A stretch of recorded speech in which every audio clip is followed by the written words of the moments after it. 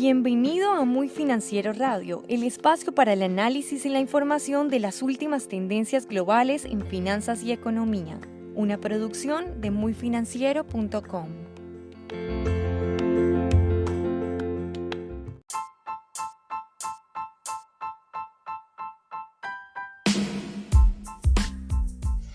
Hola amigos, bienvenidos a Muy Financiero nuevamente. No sé si ustedes hayan visto ese programa denominado Tacaños Extremos. Pues bien, en el mundo de las finanzas y la economía también hay tacaños extremos. En este caso, pues uno de los tacaños extremos que vemos a nivel mundial es la organización Trump. Este viernes, una corte de Nueva York encontró a la organización Trump, el imperio de negocios del expresidente estadounidense Donald Trump, culpable por fraude fiscal y le impuso una multa a esta organización por 1.6 millones de dólares. Se encontró que las subsidiarias de la organización Trump eran culpables de 17 cargos, incluyendo fraude fiscal, falsificación de registros de negocios y conspiración, como parte de lo que los fiscales denominaron un esquema audaz y de amplio alcance para pagar a los ejecutivos de dicha organización sin llevar registro de esto.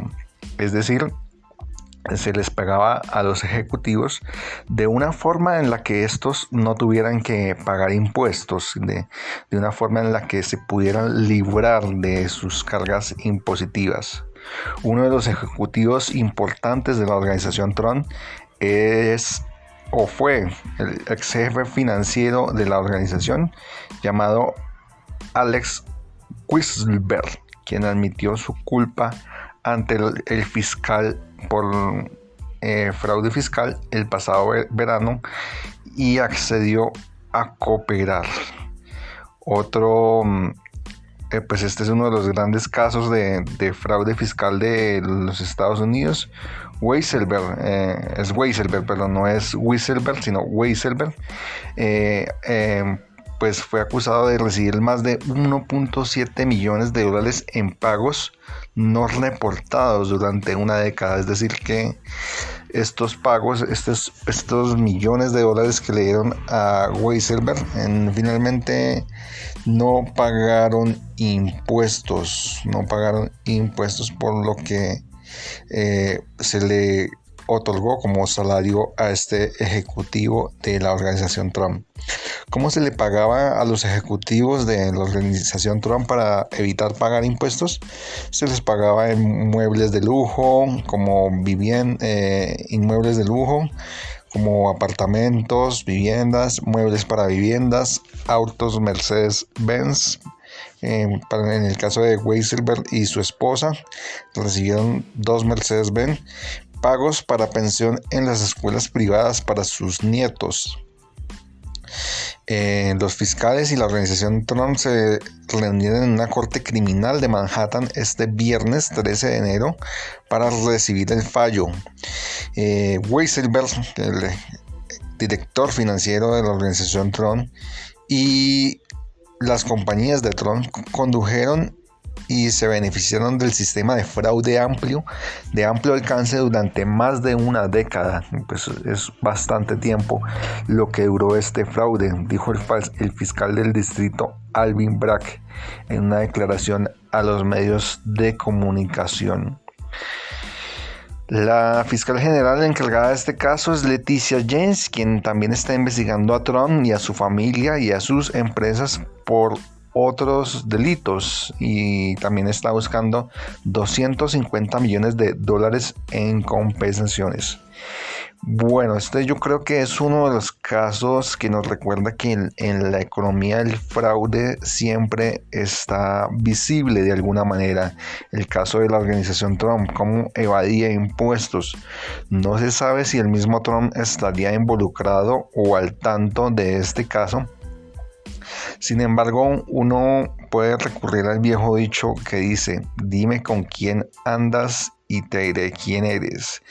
Es bastante diciente que estas personas, las directoras ejecutivas o los ejecutivos de la organización Trump, hayan organizado este fraude fiscal, y es poco probable, pensaría yo, que Trump no estuviera al tanto del mismo, que no estuviera al tanto de estas prácticas, dado su historial de bajos pagos de impuestos o nulos pagos de impuestos en algunas ocasiones.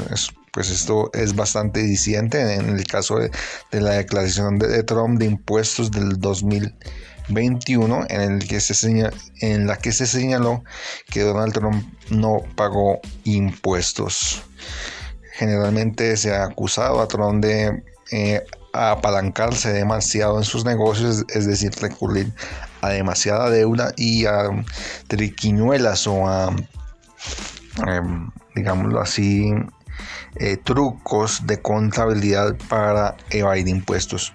Pues bien, la evasión de impuestos no es y el fraude económico, pues mejor dicho, el fraude económico no es algo que sea típico de las empresas ilegales o estafas piramidales, como el caso de Omega Pro o como el caso de Validus, como las estafas que generalmente defraudan a un grupo de inversionistas, sino que también se dan en empresas legales y de amplio reconocimiento, como es el caso de la organización Trump.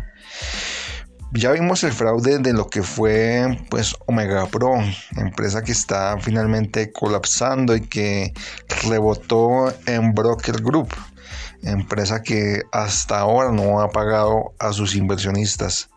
El fraude descarado en la economía existe y existirá hasta que los estados y los gobiernos no tomen cartas fuertes en el asunto, hasta que no tomen una acción decisiva para enfrentar el fraude y se decidan a atacarlo por todos los medios legales. En este sentido, las regulaciones estatales son importantes, a diferencia de lo que nos dicen los libertarios, que nos señalan que las regulaciones, que el papel del Estado es escasamente importante o nulo en la economía.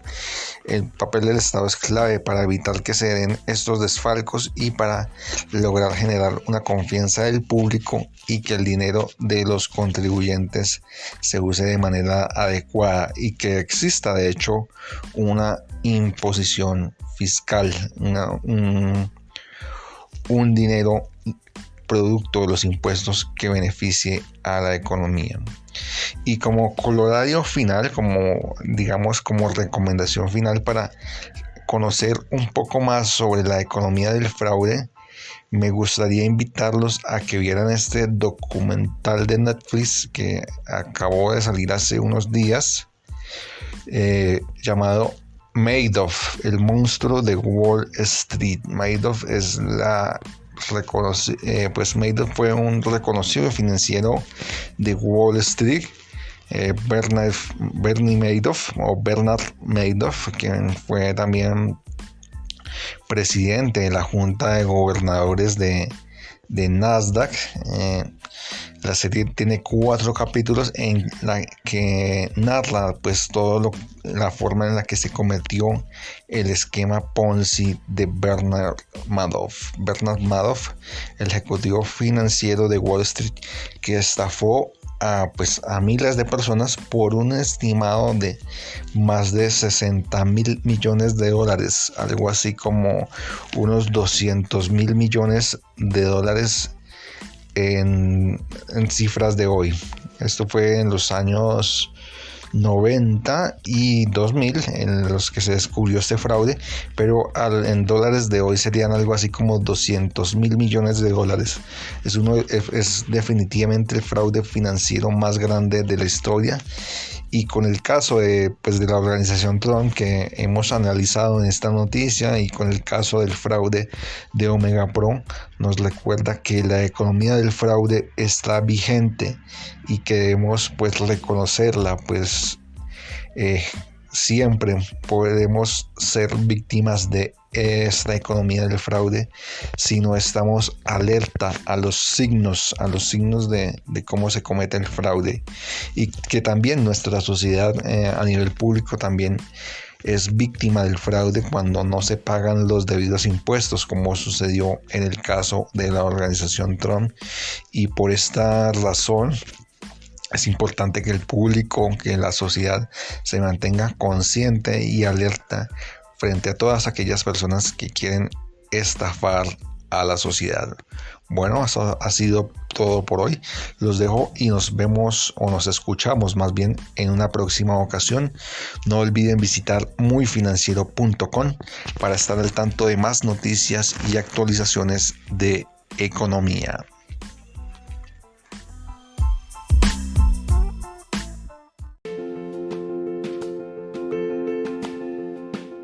Este ha sido un episodio más de Muy Financiero Radio. No olvides compartir este podcast con tus contactos. Encuéntranos en Facebook, Twitter y Pinterest como Muy Financiero y en nuestra página web como muyfinanciero.com.